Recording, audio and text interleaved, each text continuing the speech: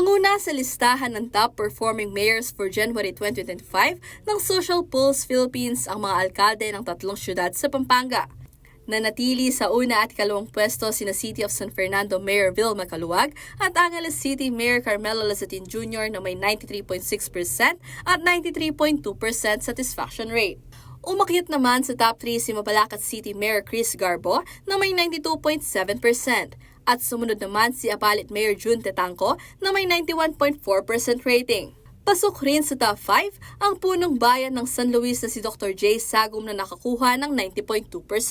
Sumunod sa listahan ay sina Florida Blanca Mayor Darwin Manalansan na may 89.8%, Mexico Mayor Ruding Gonzales na may 88%, Porac Mayor Jean Capil with 87.5%, Guagua Mayor Tonton Torres na may 86.8% at Silubao Mayor Esme Pineda na may 85.8%.